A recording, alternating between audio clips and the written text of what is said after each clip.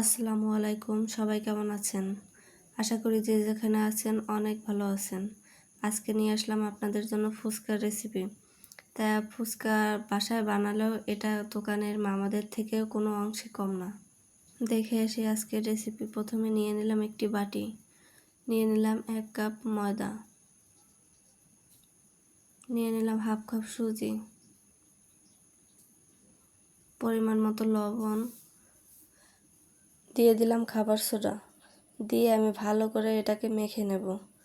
Normal পানি দিয়ে এটাকে ভালো করে আমি একটা ডো বানিয়ে নেব। অল্প অল্প পানি দেব আর আমি মেখে নেব।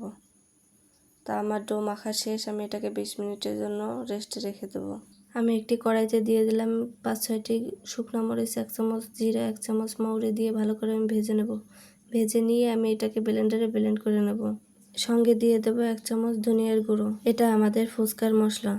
আমি বাটিতে নিয়ে নিলাম 3টি কাঁচা ঝাল, অল্প একটু আদা আর ধনিয়া পাতা। এগুলো আমি একসঙ্গে ব্লেন্ড করে নেব। এটা হচ্ছে আমাদের ঝাল চাটনি। অন্যদিকে আমি একটা কড়াইতে বসিয়ে দিলাম হাফ কাপ পানি, 3-4টা তেঁতুল দিয়ে ভালো করে নেড়ে চেড়ে দিয়ে দিলাম 2 চামচ তালের গুড় দিয়ে আমি এটাকে ভালো করে নেড়ে চেড়ে নেব।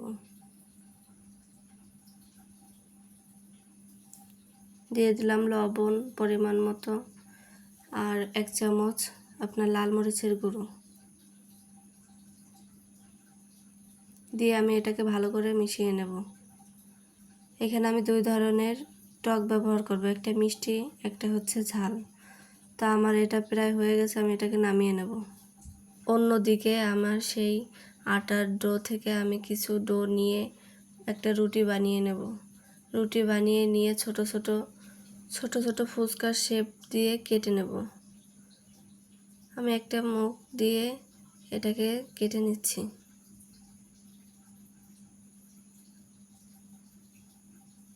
তা আমার কাটা হয়ে গেছে, এখন এটাকে আমি উঠিয়ে নেব।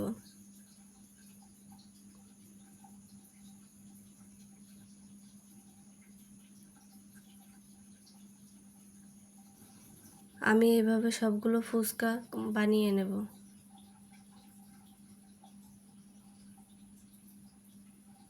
আমার 1.5 কাপ আটায় মোট 72টি ফুচকা হয়েছে। তাই হচ্ছে আমার সবগুলো ফুচকা এখন আমি ভেজে নেব। চুলায় আমি তেল দিয়ে গরম করতে বসিয়ে দিয়েছি। তো আমার তেল গরম হয়ে গেলে আমি ফুচকাগুলো একটা একটা করে তেলে ছেড়ে দিচ্ছি। হালকা গরম না, একটু তার থেকে একটু বেশি গরমে আমি ফুচকাগুলো ভেজে নিচ্ছি। আমার সবগুলো ফুচকা কেমন দেখেন ফুলে উঠছে।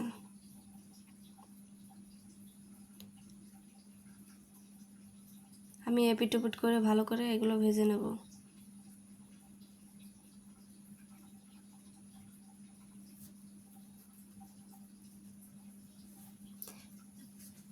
আপনাদের পছন্দ মতো কালার অনুযায়ী এগুলোকে সময় নিয়ে ভেজে নেবেন।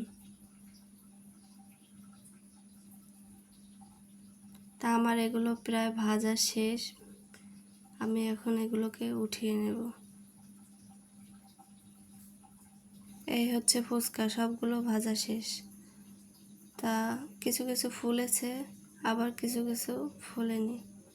তা যাই হোক, এখন এইগুলোর জন্য চাটনি বানিয়ে নেব।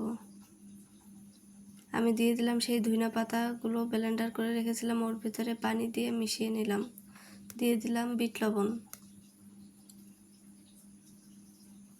2টাই বিট লবণ দিয়ে দিলাম।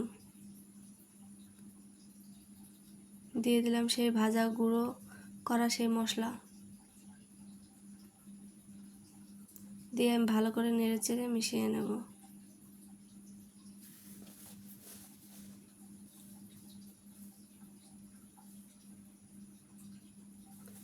দিয়ে দিলাম কুচি করা লেবু। লালটা হচ্ছে আপনার মিষ্টি আর নীলটা হচ্ছে ঝাল, তাই টক আর ঝাল মিষ্টি দিয়েই আজকের ফুচকা খাওয়া হবে। 2টাই দিয়ে দিলাম ধনিয়া পাতা, দিয়ে আমি ভালো করে নেড়েচেড়ে মিশিয়ে নিলাম। অন্যদিকে একটি আলু আর চটপটির 1 কাপ ডাল দিয়ে অল্প একটু লবণ দিয়ে আমি সিদ্ধ করে নিয়েছি, ওটা আর আপনাদের দেখানো হয়নি। তো দিয়ে দিলাম সেই মশলার গুঁড়োটা, দিয়ে দিলাম পেঁয়াজ কুচি, আগে থেকে ভেজে রাখা সেই মশলার গুঁড়ো, ধনিয়া পাতা কুচি, এগুলো দিয়ে ভালো করে আমি মিশিয়ে নেব। তো আমার রেসিপিগুলো যদি আপনাদের কাছে ভালো লেগে থাকে তাহলে আমার চ্যানেলটাকে সাবস্ক্রাইব করে আমার ছোট্ট ফ্যামিলির একজন সদস্য হয়ে যাবেন। তো আমি এদিকে প্লেটটাকে সাজিয়ে নিচ্ছি। ভিডিওর ভিতরে অনেক সময় অনেক কথা ভুল ত্রুটি হয়ে যায়, তো এগুলো আপনারা ক্ষমাশূন্য দৃষ্টিতে দেখবেন।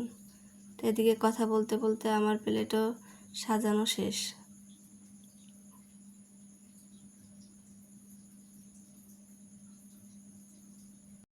তো আমার প্লেট সাজানো শেষ।